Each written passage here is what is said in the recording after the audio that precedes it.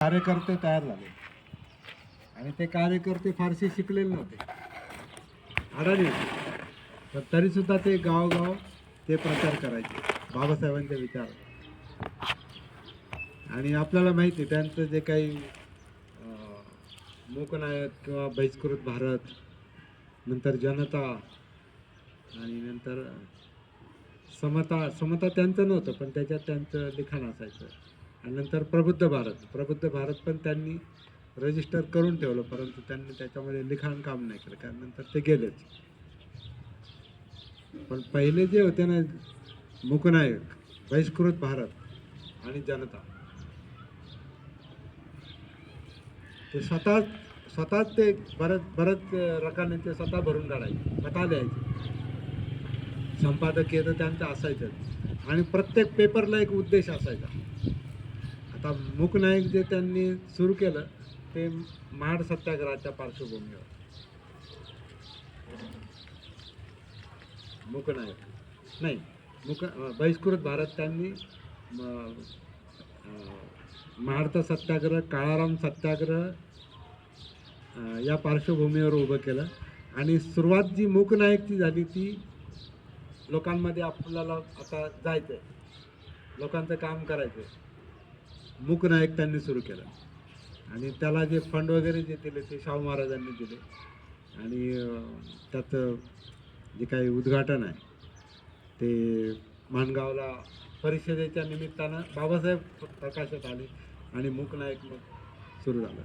तर ते फार काळ चाललं नाही ते, पण त्यांनी वातावरण तयार केलं. आपण माध्यमावर बोलतोय, माध्यम असेल ना तर मग त्याचा प्रचार होतो, परंतु ते पेपर वाचायला कोणी नव्हतं त्यावेळेला. आणि काय मला वाटतं 4 आणि का 50 पैसे काहीतरी त्याची किंमत होती, कमी असेल. हां कमी असेल. हां, काही आणि 1-2 आणि काहीतरी 6 आणि 6 पैसे 1 आणा असं काहीतरी मूकनायकचं हे होतं. आणि छोटे 4-5 पाणी, 4 पाणी काहीतरी असायचे, 4-6 पाणी. ते लवकरच बंद पडलं. आणि मग तुमच्या काळाराम मंदिर आणि तुमच्या ह्याच्या पार्श्वभूमीवर आणि नाही, गोलमेज परिषदेसाठी जनता त्यांनी सुरू केलं. पण बहिष्कृत भारत जे आहे ते त्यांनी मग तुमच्या काळाराम मंदिर आणि महाड सत्याग्रह याच्या निमित्ताने सुरू केलं. मग त्याच्यातून जनजागृती झाली आणि कार्यक्रमांची आखणी झाली, लोक तयार झाले.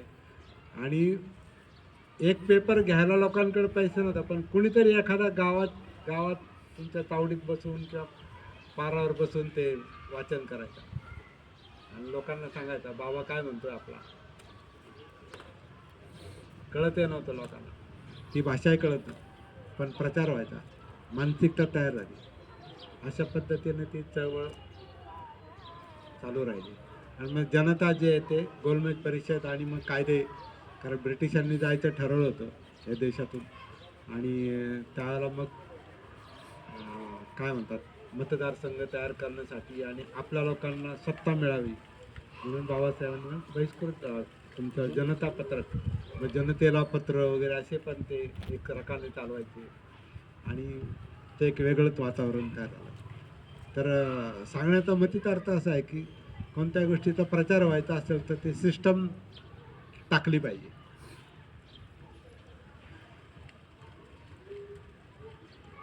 आणि आता आपण सगळे सुशिक्षित लोक आहोत, आपल्याला ते कळतंय काय म्हणतं ते केलं पाहिजे. त्याच्यासाठी मग आधुनिक याच्यात आपण चॅनल किंवा काही गोष्टी अशा केल्या पाहिजेत. परंतु एक वाक्यता, सगळ्यांमध्ये एक वाक्यता असणं आणि संपर्क असणं, चांगला संपर्क असणं. आणि ही आता इतके छान तुमचा हा प्रकल्प आहे आपला, तुमचा म्हणत नाही ना आपला आता सोसायटीचा असल्यामुळे त्याला आपण आपला म्हटलंच पाहिजे, ते बरोबर आहे. परंतु लोकांनी त्याला आपलं म्हणण्यासाठी लोकांचा सहभाग महत्वाचा आहे. आणि लोकांचा सहभाग असेल तर मग हे काम पुढे जाणं काही अवघड नाही. दुसरी गोष्ट, बाबासाहेब आणि बुद्ध अशा 2 शक्ती आपल्या हाताशी आहेत. विषयांना कमीच नाही. एकदा काम सुरू झालं तर काय बोलायचं आणि काय चर्चा करायची हा विषयच नाही. इतकं मोठं धन आहे ते. त्याच्यात बाबासाहेबांनी परत ते धम्माचं धन देऊन ठेवलंय. तुम्ही काही कितीतरी अभ्यासाच्या गोष्टी आहेत त्याच्यामध्ये, पण तो इंटरेस्ट निर्माण करणं गरजेचं आहे. मग हे काम पुढे जाणार. आणि मग वेळेवर याल वगैरे असं सांगायची गरजच नाही पडत, कारण कार्यक्रम दिला, मानसिकता तयार केली. मानसिकता तयार केली का मग वेळ पाळतात. उशीर येतील पण नाही जायचे मला, अशी एकदा सवय लागली की मग झालं. खुर्ची आणायला नाही तिथे हे आहे ते. थांबा थांबा थांबा थांबा अरे तुम्ही दोन आण, दोन तीन आण. तर सध्या आपला जो विषय आहे, ज्या अर्थी आपण विहारात आणि विहाराच्या प्रिमायसेसमध्ये बसलेलो आहोत, तर आपला मुख्य विषय हा बुद्धच असणार आहे. आणि त्यातले त्यात आपण बाबासाहेब आणि बुद्ध याचं कॉम्बिनेशन ठेवणं फार गरजेचं आहे. आता आपलं प्रत्येकाचे थोडे बुद्ध पण वेगवेगळे झालेले आहेत. काही लोक आंबेडकरी बुद्ध नाही स्वीकारत. भारताच्या बाहेर काही लोक आंबेडकरी बुद्ध नाही स्वीकारत. तर ते का स्वीकारत नाहीत? तर बाबासाहेबांना स्वतः ते वातावरण तयार करणं आणि त्यांच्या लक्षात आलेला बुद्ध लोकांपर्यंत पोहोचवणं हे बाबासाहेबांना शक्य झालं नाही. कारण ते कमी काळ भेटलं पावणे 7 आठवडे, काळच भेटला. पावणे 2 महिने, 7 आठवडे. कारण 7 आठवड्यामध्ये बाबासाहेबांना, आणि त्याच्यात तब्येत नाजूक होती, धर्मांतर झालं, लाखो लोकांपर्यंत तो विषय गेला खरा, परंतु आता पुढं काय करायचं हा विषय तेव्हापासून जो मागे आहे, एकदम अंधारात नाही पण अस्पष्ट आहे. तो जो विषय तेव्हापासून अस्पष्ट आहे तो अजूनपर्यंत अस्पष्टच आहे. त्याच्यामुळे बाबासाहेबांचा बुद्ध हा एक वेगळा अभ्यासाचा विषय आहे माझ्या दृष्टीने. ते जर नाही आपल्याला साधलं ना, तर मग परत समाजामध्ये दुखळी होऊ शकते, झालेलीच आहे. कारण बाबासाहेबांचे बुद्ध वेगळे, त्रैलोक्यचा वेगळा, विपස්සनेचा वेगळा, ओशोचा वेगळा, आणखीन कोण काय काय काढल त्यांचा वेगळा.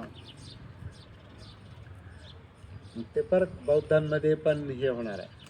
म्हणून आता कसं आहे, ह्यांच्या भारतीय बौद्ध महासभेच्या कार्यक्रमाला त्रैलोक्यवाले जाणार नाहीत, त्रैलोक्याचे याला हे येणार नाहीत. आजच जात नाही.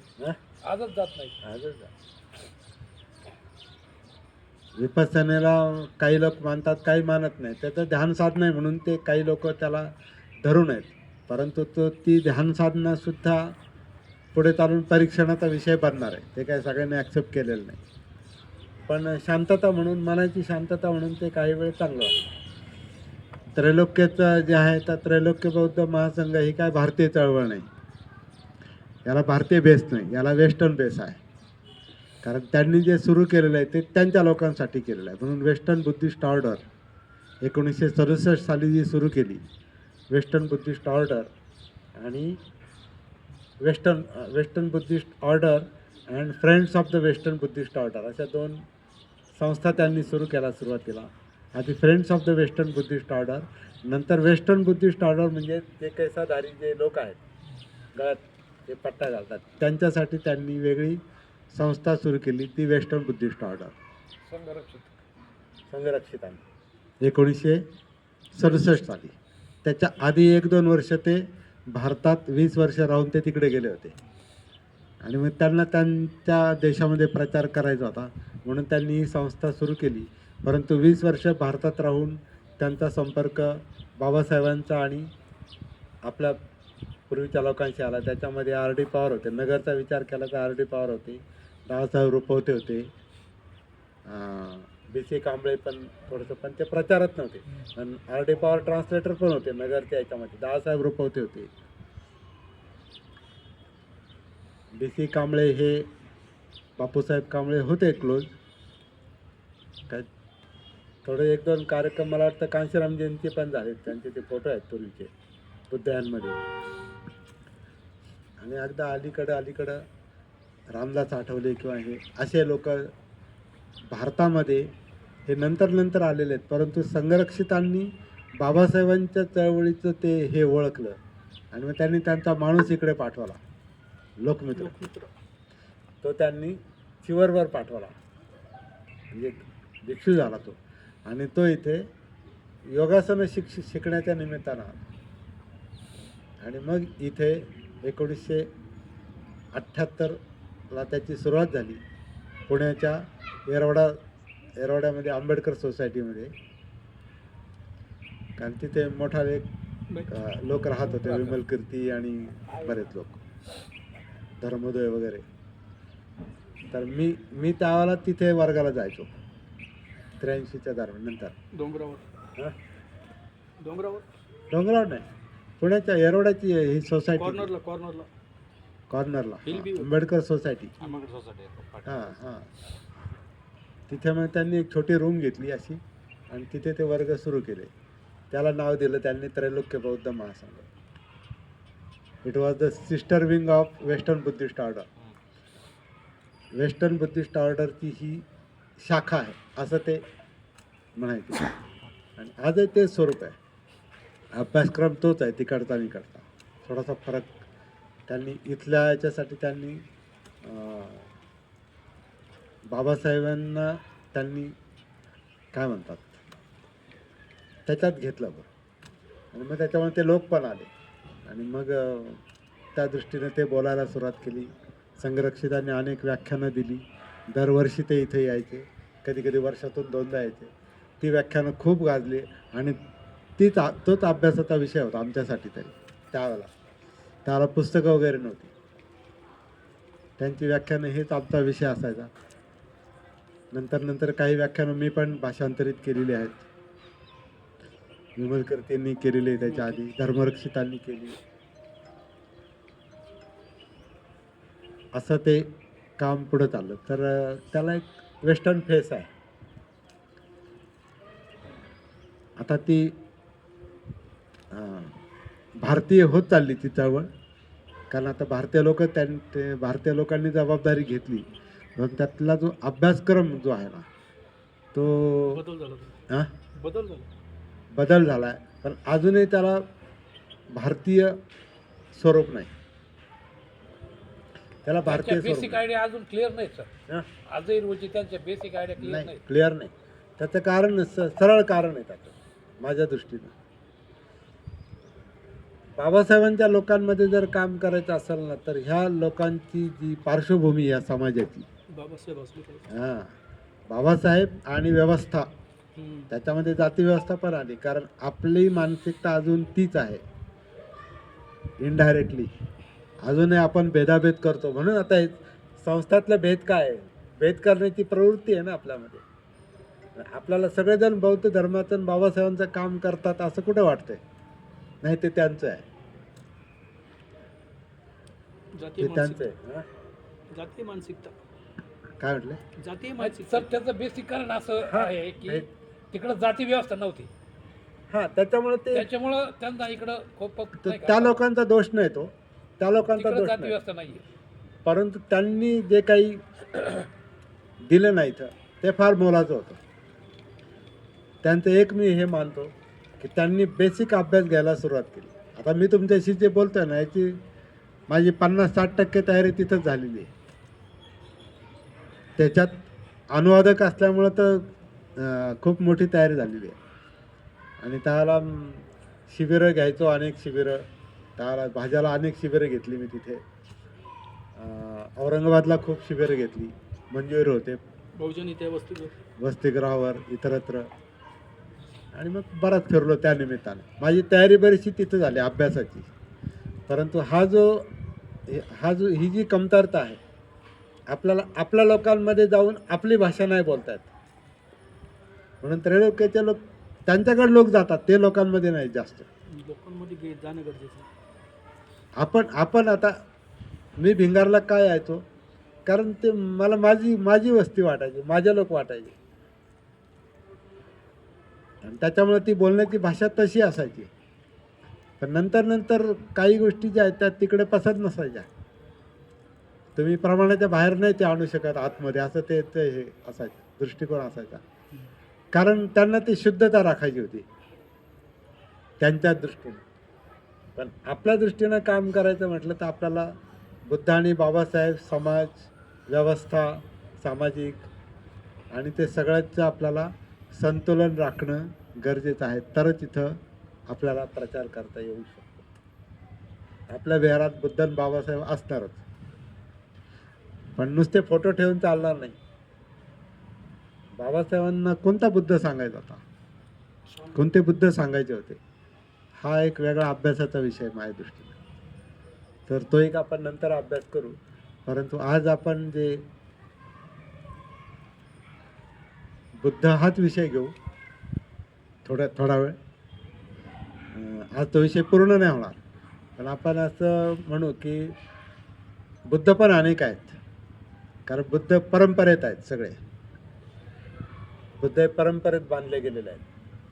प्राचीन मूळ बुद्ध जे आहेत ते वेगळे आहेत, त्याच्यानंतर हिनयानी बुद्ध वेगळे आहेत, महायानी बुद्ध वेगळे आहेत, वज्रयानी बुद्ध वेगळे आहेत, तंत्रयानी बुद्ध वेगळे आहेत, तिबेटन बुद्ध वेगळे आहेत, चायनीज बुद्ध वेगळे आहेत, जपानी बुद्ध वेगळे आहेत, श्रीलंकन वेगळे आहेत, बर्माचे वेगळे आहेत, थायलंडचे वेगळे आहेत, आणि इंडियन वेगळे आहेत. इंडियन बुद्ध अजून नाहीत तयार झाले, ते अजून संमिश्र आहेत.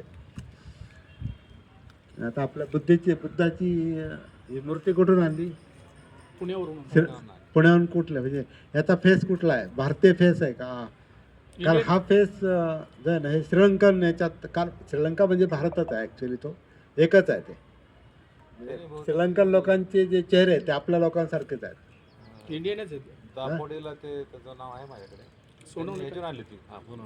सोनवणे मूर्तिजापूर तिथून आणली त्याने वाटतं. सोनवणे मूर्तिजापूरून आणली. बाहेर बिहाराच्या बाहेर जे दुकान नाही का त्यांचं, दोघं पती पत्नी येते. हा, पण ते थोडंच क्रिएट करतात, ते मागवतात, त्यांनी बाहेरूनच मागवतात.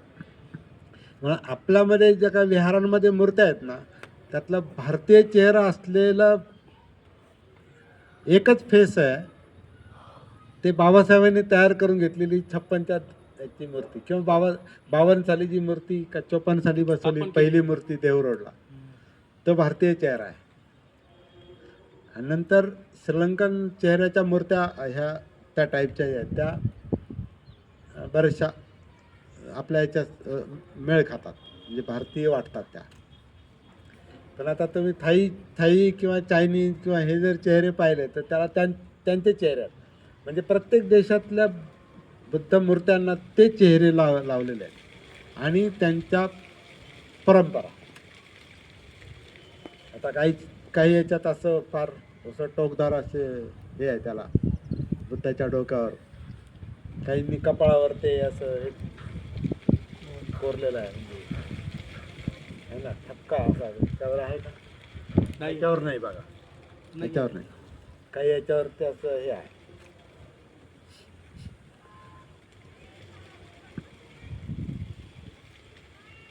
श्रीलंका वगैरे हे तर श्रीलंकन बौद्ध ते असंच आहे साधारण.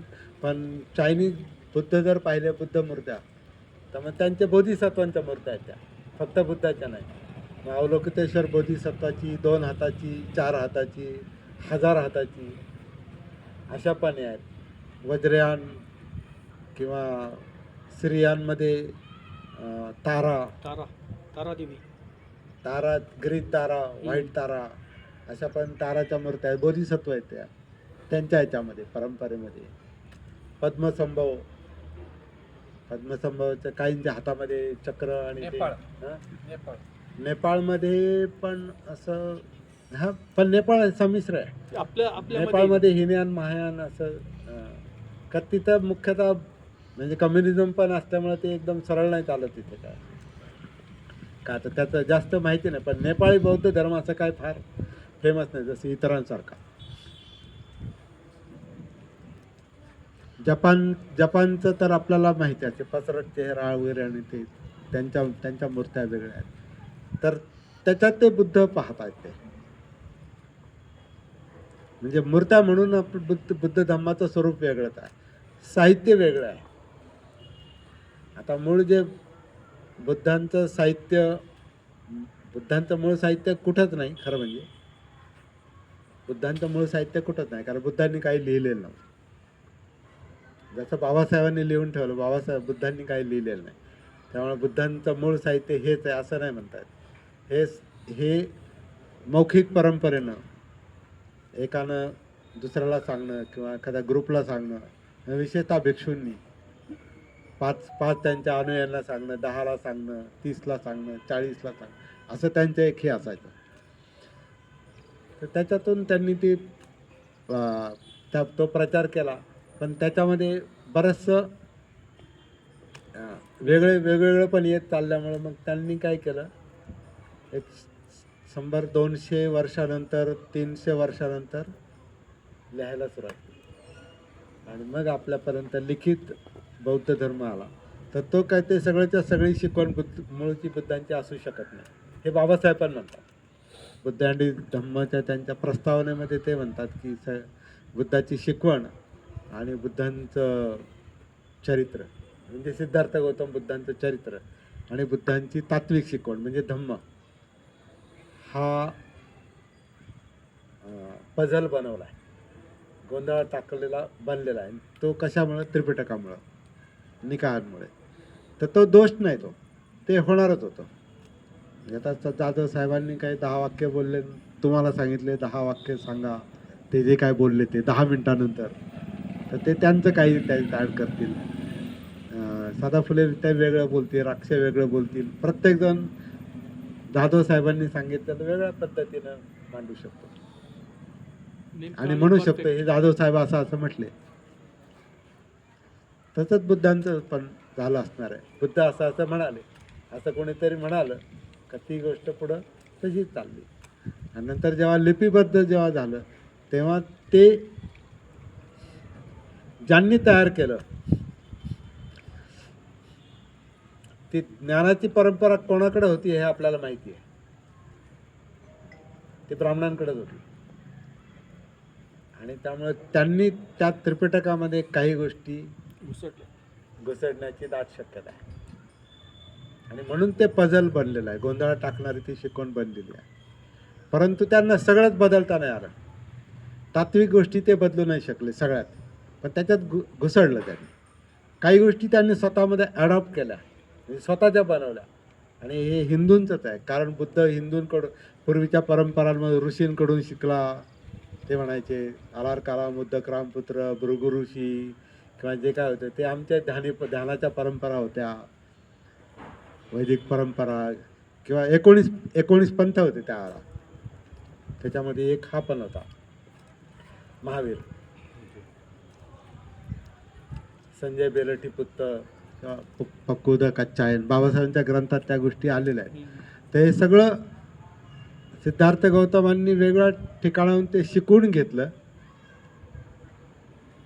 वेगळ्या ध्यानसाधना शिकले, वेगळ्या तपश्चर्या शिकले. परंतु एकातही त्यांना जीवनाच्या दुःखाचा प्रश्नाचं उत्तर नाही मिळालं, म्हणून त्यांनी ते सगळं सोडून दिलेलं.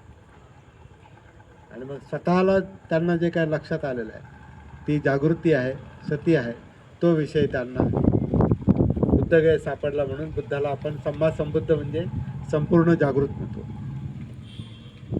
संपूर्ण ध्यानी नाही म्हणत. शब्द तसा आहे बघा, संपूर्ण जागृत, हां जागृत अवस्था. आणि ती संपूर्ण जागृत अवस्था. आणि संपूर्ण जागृत अवस्था म्हणजे पूर्ण जे हे आपलं जीवन आहे, सायकोफिजिकल एक्झिस्टन्स जे आहे, मनोकायिक अस्तित्व जे आहे, ते त्यांना जाणवलेलं आहे. का हे काय आहे, लाईफ म्हणजे काय, जीवन म्हणजे काय. आणि मग जीवनातला दुःखाचा प्रश्न लक्षात आला आणि मग दुःखमुक्तीचा मार्ग त्यांना मिळाला, तो जागृतीच्या आधारावर. ते मूळ बुद्ध. आणि बाबासाहेबांना वाटायचं का ते मूळ बुद्ध शोधले पाहिजेत. आपण जे बुद्ध शिकतो ते इतरांनी सांगितलेले आहे. ते सगळं चुकीचं आहे असं नाही, पण त्याच्यात सरमिसळ आहे. सरमिसळ याच्यासाठी म्हणावी लागते की एवढी जर बुद्धाबद्दलची माहिती आहे, एवढे ग्रंथ आहेत, एवढे सांगणारे लोक आहेत, एवढ्या संस्था आहेत, इतक्या परंपरा आहेत, इतक्या ध्यानसाधना आहेत, 2500 वर्षात खरं म्हणजे जगातला दुःखाचा प्रश्न आतापर्यंत संपायला पाहिजे होता. जग दुःखमुक्त होण्याच्या मार्गावर कायम राहिलं पाहिजे होतं जर ते मूळ असतं तर. ते बुद्धाच्या काळात होतं थोडंसं त्या प्रांतात, कारण त्यांच्याकडे साधनं नव्हती, त्यांनी लिखित काही केलं नाही, त्यांचं सगळं मौखिक होतं. एक माणूस ते तयार करायचे आणि प्रचाराला पाठवायचे. चरत भिक्खवे चारिकन बहुजनिताय बहुजन सुखाय. एकेकाला ते तयार करायचे आणि पाठवायचे. पण तो असा तयार व्हायचा की ती प्राप्ती म्हणजे प्रतिबुद्धाचीच हे होती, दुःखमुक्तीची अवस्था त्याला मिळाली. तो सम्यक संबुद्ध नव्हता, पण दुःखमुक्तीचं सूत्र त्याला कळालं होतं. सम्यक संबुद्ध म्हणजे त्याला म्हणतात खरं म्हणजे की जो मुक्त तर आहे, परंतु दुसऱ्याला मुक्त कसं करायचं हे त्याला कळतं, हे त्यांना माहिती होतं. आणि मुक्तीचा हा अनुभव इतरांना कसं सांगायचं हे पण ते सांगत होते. जसं आता एखादं मेडिकल फील्डमध्ये डॉक्टर असतील तर डॉक्टर काय डॉक्टरने तयार करू शकत. डॉक्टरला डॉक्टर तयार करायचं त्याला मेडिकल कॉलेजलाच पाठवावं लागतं. पण बुद्धाचं तसं नव्हतं. बुद्ध स्वतःच दुसरे बुद्ध तयार करायचे अर्हत, कारण तो मार्ग सांगायचे, तो ट्रॅक सांगायचे आणि ते काम व्हायचं. म्हणजे 1 to 1 मी जे म्हटलं संपर्क, हा संपर्क फार महत्त्वाचा असतो. संपर्कातूनच आपल्याला काही गोष्टी पास ऑन करता येतात, सांगता येतात. परस्पर नाही, किंवा लिहून पण नाही. लिहून सांगू शकतो आपण, परंतु जसं आता आपण समजा आपल्याला कोणाचं पत्र आलं, पूर्वी पत्र यायचे नाही का, 4 आण्याचं पत्र यायचं 25 पैशाचं किंवा 10 पैशाचं. तर त्याच्या लिहिणाऱ्याच्या मनात जे काय होतं ते सगळंच्या सगळं समजत नव्हतं आपल्याला, पण काही मुद्दे आपल्याला लक्षात यायचे. तसं काही मुद्दे लक्षात येतात लिखाणातून, सगळं नाही लक्षात येत. पण बुद्ध म्हणजे दुःखमुक्तीची अवस्था, ज्यांना बोध झालेला आहे, बोधी मिळालेली आहे, ज्यांना जागृती आलेली आहे जीवनाची, ज्यांना जीवनाचा प्रश्न समजलेला आहे, दुःख यातना समजलेला आहे. हा आपल्या जीवनाचा प्रश्न आहे प्रत्येकाचा. काहीतरी टेन्शन आहे, प्रेशर आहे नाही का, चिंता आहे, अस्थिरता आहे, अस्वस्थता आहे, भीती आहे, कामछंद आहे, द्वेष आहे, संघर्ष आहे ना, भेदाभेद आहे. हा पण आता हा जातीभेद हा तर आपल्यासाठी खास प्रॉब्लेम आहे. म्हणून आपल्यासाठी आपला बुद्ध वेगळाच आहे, तोच बाबासाहेबांच्या लक्षात आला. ते आपल्यापर्यंत आलंच नाही, ते शोधावं लागेल. तर आपल्याला एक तर ते मूळ बुद्ध पाहिजेत, पण आता ते कसं शोधायचं आहे एक संशोधनाचा मुद्दा आहे. पण किमान आपल्याला आपल्या पातळीवर आपली स्वतःची आणि आपल्या समाजाची मानसिकता लक्षात घेऊन काम करण्याची आवश्यकता असं मला वाटतं. बहुजन नेता बहुजन सुख आता नाही चालू शकत. तेव्हा ते सांगणारे बुद्ध होते आणि त्यांनी माणसं तशी तयार केली होती, म्हणून ते बहुजनात जायचे. आता महाराचा पुढारी किंवा बौद्धांचा पुढारी बौद्धच असतो, तो दुसरा नसणार आहे. तो होऊ शकत नाही, जरी झाला तरी लोक त्याला स्वीकारत नाही. निकाल डालो उसको निकाल डालो, नहीं चलेगा. ख्रिश्चनांचे पण तुम्ही पुढारी नाही होऊ शकत आहे ना. आता अशोक गायकवाडांना विरोध होता, हे माहीत असतात. ते ज्या लॉयड कॉलनीत राहायचे त्याला त्यांचा विरोध होता. ते फार प्रेशरमधून तिथं राहत असणार आहे ते, तर इतर लोक नाही स्वीकारत. मराठा लॉबी आपण म्हणतो ना, ब्राह्मण सभे, ब्राह्मणच त्यांचा हे होतो. आणि ही गोष्ट शाहू महाराजांनी फार छान याच्यात सांगितलेली का कळपाचा पुढारी त्या कळपातलाच असतो म्हणे.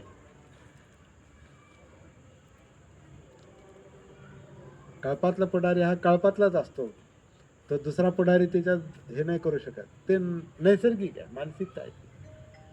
आता इथे जी जातीची कृत्रिम मानसिकता तयार करून ठेवलेली आहे, जी जन्मावर आधारलेली आहे, जन्मावरूनच जात ठरते ना. आपला बाप कोण, कास्ट व्हेरिफिकेशन कशावर चालतंय आता तुमचं खात्यामध्ये? बाप कोण, चुलता कोण, आई कोण, म्हणजे जन्मावर आधारलेलं आहे सगळं नात्यागोत्यावर. त्यामुळे जात ही आपली मानसिकता आहे. आणि मग त्याच्यामुळे आपल्या यातना, आपलं दुःख, आपले प्रश्न हे त्याच्याशी पण निगडित आहेत आणि जीवनाशी पण निगडित आहेत. जे सगळ्यांचं एकसारखं आहे, ते सगळ्याचं सांगड घालून आपल्याला बुद्ध शोधावं लागतील. तसा अभ्यास आपल्याला व्हायला पाहिजे. मला वाटतं एवढं पुरेसं आहे आज. तात्विक तत्व म्हणून बुद्ध काय आहे ते आपल्याला त्याची हळूहळू उकल होईल आणि त्याच्यासाठी धम्माचा अभ्यास करावा लागतो. बुद्ध समजायचे असतील तर धम्म समजावा लागतो. म्हणून बुद्धाचं जे म्हणणं आहे, यो धम्मं पश्यति सो मं पश्यति. ज्याला धम्म समजतो, जो धम्म पाहतो, त्याला बुद्ध कळतात. म्हणजे बुद्ध समजून घ्यायचे असेल तर धम्म समजून घ्यावा लागतो. संघ नाही समजला तरी चालतो आजच्या काळात, कारण संघ ही एक संघटना झालेली आहे. मग संघटना अनेक आहेत. संघ जर संघटना बनत असेल, बुद्धाचा संघ ही संघटना नव्हती. ते फक्त वर्षावासात एकत्र यायचे, इतर वेळेला 8 महिने फिरत राहायचे.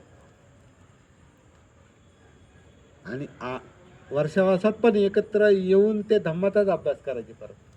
आणि त्याचं लिडिंग बुद्धच करायचे किंवा कोणी ज्येष्ठ भिक्षू करायचे, कोणी नव्हतं का. तर ते त्याचं एक प्युअर स्वरूप होतं.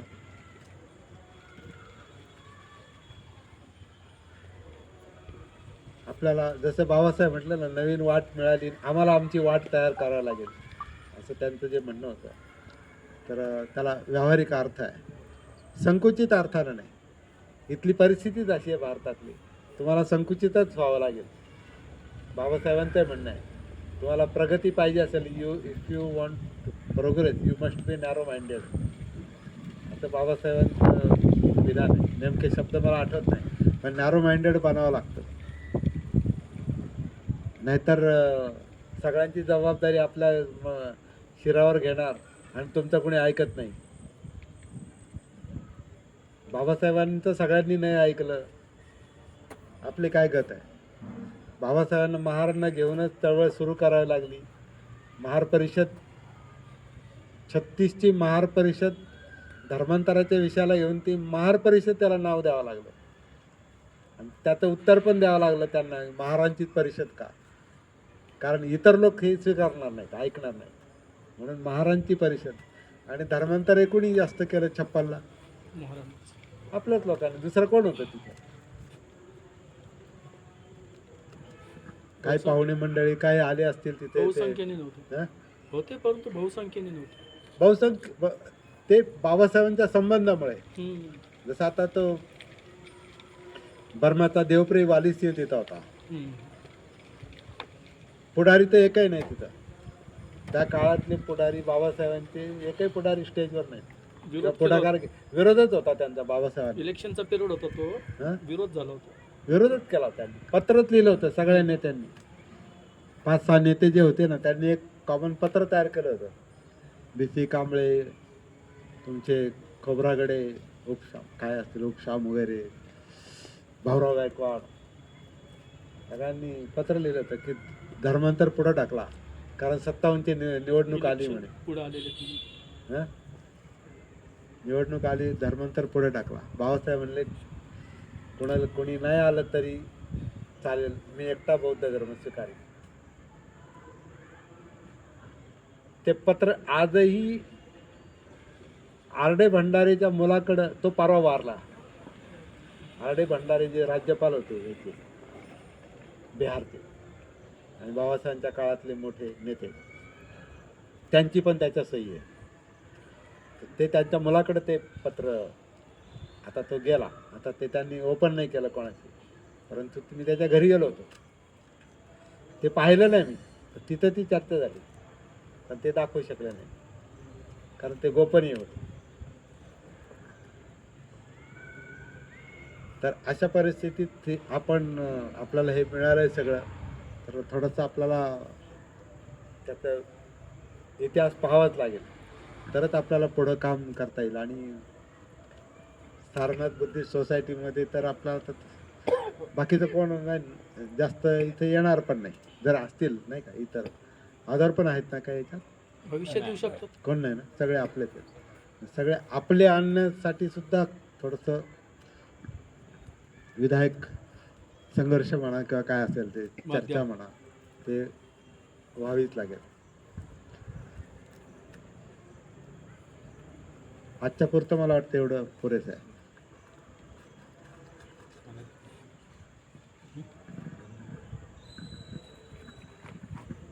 धन्यवाद. जय भीम. आजच्या धम्मदेसनेच्या कार्यक्रमामध्ये धम्मचारी कमलवीर यांनी खूप छान पद्धतीने आपल्याला मार्गदर्शन केलेलं आहे. जर आपल्याला समाजापर्यंत प्रत्येक माणसाच्या मनामनात जर पोचायचं असेल तर माध्यम आणि कसे असले पाहिजेत याच्याविषयी आपल्याला त्यांनी खूप छान पद्धतीने मार्गदर्शन केलेलं आहे. आणि बाबासाहेबांनी जे बुद्ध सांगितलेले आहेत ते आपण संशोधक पद्धतीने कसे शोधायचे हा सुद्धा सराव केला पाहिजे. अशा उत्कृष्ट पद्धतीने त्यांनी आपल्याला धम्मदेसनं दिलेले आहे. त्याबद्दल त्यांचे खूप खूप धन्यवाद. आणि उपस्थित सर्व धम्मबंधू यांच्याही आभार मानतो.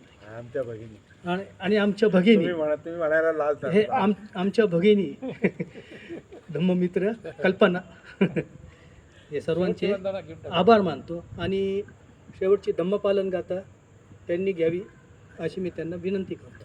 छान छान. बसा तिथं. 1 मिनिट मी बोलू का पुढच्या ह्याच्या अनुषंगाने? ते बघा त्या माहीत त्यांच्याकडे त्या पुढच्या रविवारच्या अगोदर पौर्णिमा येते.